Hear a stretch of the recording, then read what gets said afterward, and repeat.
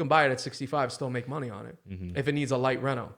So the way you identify that is you identify what you're buying the property for. So if you're buying the property at 50,000 and you know you can add 10,000 or 15,000 in reno, now you're into it 65 or 60, right? Let's say you're into the project 65,000, and then you go and you refi it and you take 75% out. Now you walk away from the property with a $10,000 spread because the bank is going to give you 75% leverage. Yep. Some banks will give you more. We're aware of that. But for all intents and purposes, let's just use the 75% number. You also want to be aware of the fact that you're going to have a 6-month waiting period. You know, some of these banks won't refi you until you've seasoned the loan or seasoned the purchase for 6 months.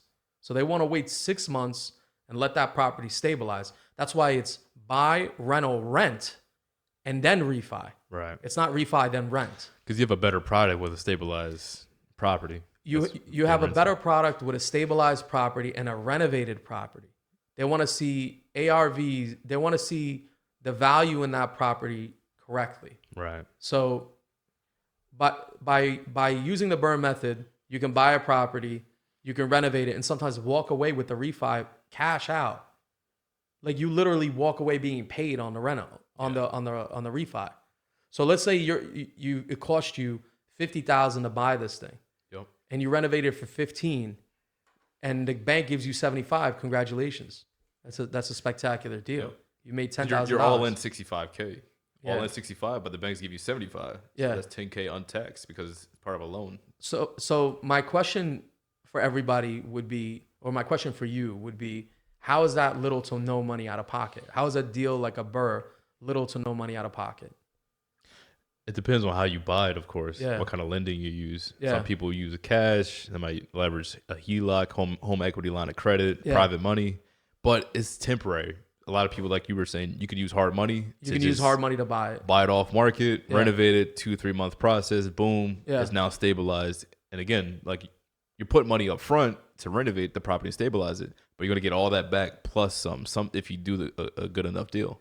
You can structure the deal with the seller to whereas you with a hard money loan, they will allow you to do a credit back.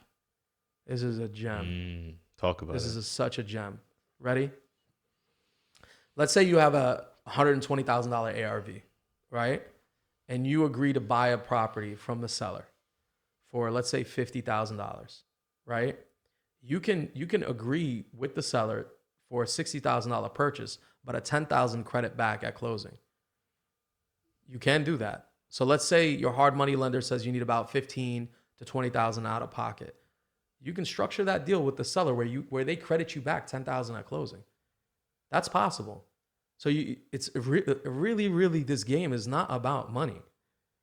The more people understand that this game is about structure and problem solving, the faster you're going to be successful. Right. Like you really have to understand the information. People are usually hung up like, oh, I don't have the money. It's like, you don't have the deal yet. A lot of these people that are doing these, you think somebody that starts off with no properties and they're flipping 100 properties at some point did it because they have money? No, man, they did it because they had the work ethic, they had the grit, they had the hustle, and they understood how to problem solve. Yep. They had the information. It's all in your head, man. Yeah. So use that tool. The BRRRR is a method where you can come out little to no out of pocket.